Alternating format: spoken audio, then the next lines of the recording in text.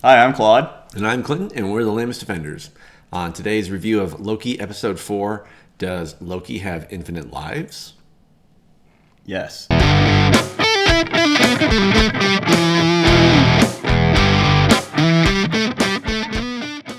Thanos. We're the Lamest Defenders. I don't even know who you are. We have a small but dedicated fan base. Be sure to visit our sponsor at BaskervilleProductions.com. Hi, welcome back. So this week started off with a Ravonna capturing the variant, which she's back to being like just a security guard, whatever they are, and time security guard. And I'm just imagining them on one of those like rascals or not rascals, those Segways? Yeah. But get him, boys! Just gotta go! Out of those portals with those segways, just like going. Better hope the terrain is favorable. Anyway, sorry, but yeah, it's like Ravonna as a security guard. I did it again, and she's we're guards. She's trying to. They're at Asgard, and she's getting the variant Sylvie, and Sylvie's a little girl and looks like Loki with just longer hair, basically. So then she has this daring escape. She escapes kind of easily too. All you have to do if very you're a kid, impressive. yeah, she just bites somebody's arm. She's like, bye, takes the Game Boy Advance Micro, and then she disappears out of there. So it worked out. That's exactly what it is. Yeah. That's exactly what it is. I mean, that was pretty goofy. Yeah. So that was the cold open, and that was kind of Ravonna like remembering that. And then after the opening credits, it was Ravonna again in the timekeeper. We finally the door's open. She just goes in. There's like this. It's actually inconsistent with the door. It was kind of funny, but yeah, she opens the door and then like this purple smoke comes out. It's like something out of a Prince video. Yeah. And like that was it. Yeah. I think that was the cold open. So, but yeah, then. Kind of just continues where the last episode ended off with the big ass planets coming down. Ego's fat ass is coming down, having that thick booty crashing his planet, and it's Loki and Sylvie, and then they create a alternate timeline basically which is funny because Owen Wilson's. Mobius explains it perfectly where Loki is such a narcissist. Yeah. He's actually falling in love with a female version of himself, which I was like, this is awesome. That was the best thing. Yeah. I love that so much. It was so funny. Yeah. It was like only Loki could love Loki. Yeah. Like that. It was hilarious. And then, you just see the timeline go. It's just a straight spike out. Like, what's happening? And then that's how they find him. And then that's how they rescue them. Yeah. Basically arrest them, basically. So. Yeah. And B-15 was enchanted under Sylvie in episode 3. Yeah. So she's watching Sylvie in her cell and says and she actually breaks her out. And she's like, all right, they go back to the Roxanne Martin and they're like, all right, do that again. Like, I want to know what happened because none of the agents have been right. They're saying like C-20, the one who kept saying, it's all real, it's all real. They had margaritas. Yeah. She's evidently dead, which...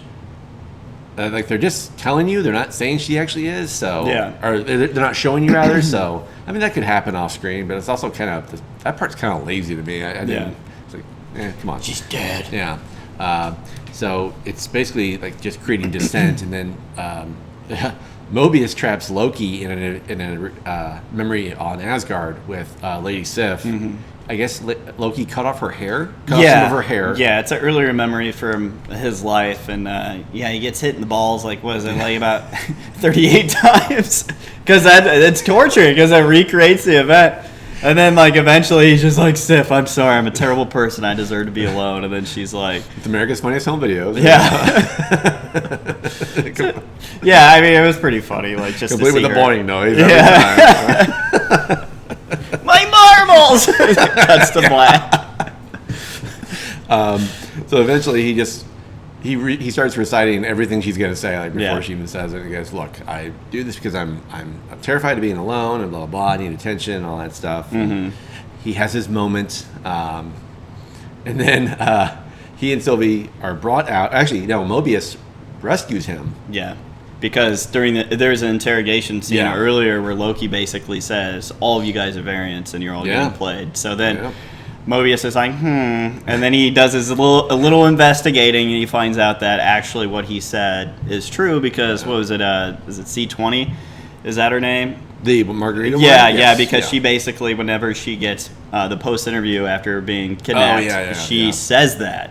She says we're all variants, and then that's probably why they delete her. On an AOL buffering video. Yeah. It's the worst quality. Was it the N-Gage and Nokia N-Gage from like the early 2000s? I was like, I can't see any of this. So, yeah, after Mobius sees that, he gets Loki out, and then... Ravonna and a couple guards are out there waiting, and Mobius is trying to talk to Ravonna and be like, "Hey, listen, like I'm just bringing him to you, like blah blah blah." And then he gets pruned. He gets pruned, and pruned. Don't prune me, Daddy.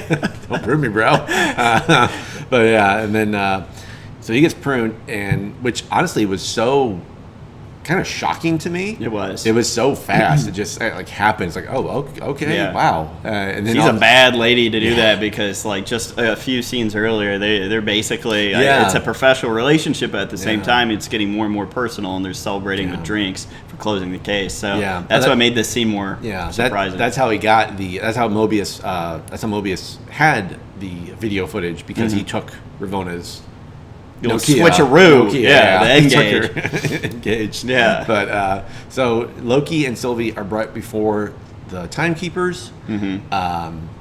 With just this was pretty bad CGI. I thought. Like I understand. Like it was maybe there was too many effects going on or something like that, but it looked pretty bad. Because well, I mean, like when they're going up the elevator to finally see the timekeepers, I was really excited because I'm like, this is our first appearance of Kang. And then what happens is there's a huge fight, and then B-15 gives the wand over to Sylvie. It's really, really funny because B-15 throws the wand, immediately gets taken out. I was like, well, all right, that was good. And it was the worst. Press F to pay respect.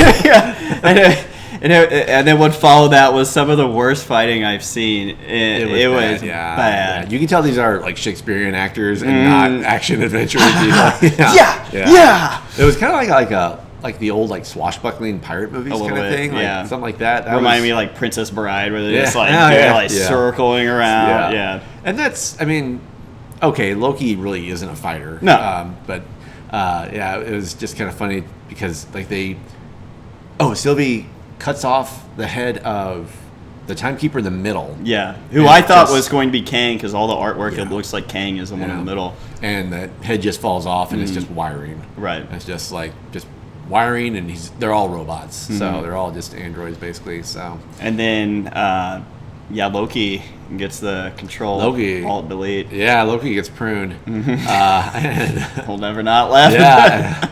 And then that's kind of how the episode ends. Like just. That's it. So, which I appreciate. Like, I know a lot of people didn't really like this episode as a whole. Just talking about the actual episode, not the after credit scene.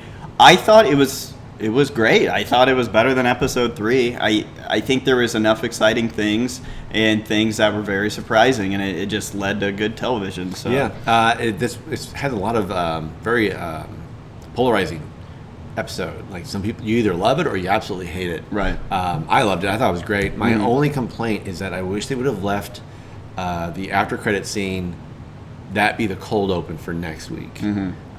Because I really like the idea of, is Loki dead? Yeah. Is Loki just gone now? Right. And just kind of letting that stew for a week. I think that would have been kind of cool, but no, they resolved that pretty much like immediately. So. Which I don't mind. I mean, I guess we could talk about the after credit scene. So you think Loki is dead, and then you wait a few minutes, and then there it is. Loki thinks he's dead. He's like, "Am I in hell?" And then he looks up. There's 3 different Lokis.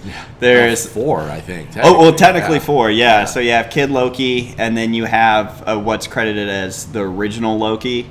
Oh, the one with the store-bought costume? Yeah, the old school. Yeah, and then there's also the Loki that looks like he's holding some sort of Mjolnir where he's the chosen Loki. That looks really cool. And then you have the alligator / crocodile Loki, which is pretty awesome. I wish it was I wish it was a frog, but what are we gonna do? Well, I mean, the Thor frog. I think it's going to tie in with that. So, I hope so. With that, I was really excited to see that, and then it also, to me, kind of confirms that we're going to see multiple Spider-Men and Far From Home or No Way Home, just because that basically confirms there's alternate versions of characters. Spider-Man gets pruned, maybe. Yeah, hopefully. Prune me daddy. So hopefully that leads to Andrew Garfield and Tobey Maguire coming back, because there's Doc Ock, who died, and then Electro, who's kind of dead. So that's just funny that the most exciting thing for me with this Loki show is how it could lead to Spider-Man. So, but I mean, as we said before, this episode I really liked it. Okay, cool. Yeah, what would you give it? Good score. Yeah, honestly, I'm gonna give it an 8.5. Okay, I loved it. I'm gonna give it an 8.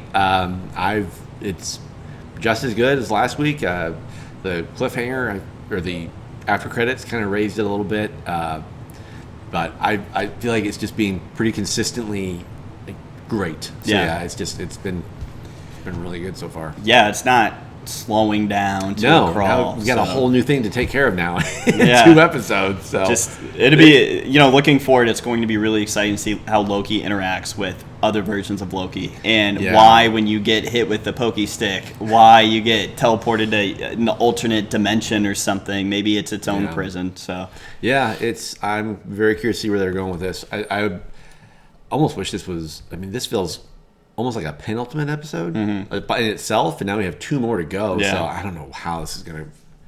They keep you guessing, and I love it. It's great. All right, well, that was our review for episode 4 for Loki. Catch us next week for episode 5. Thanks so much. Stay lame. Bye.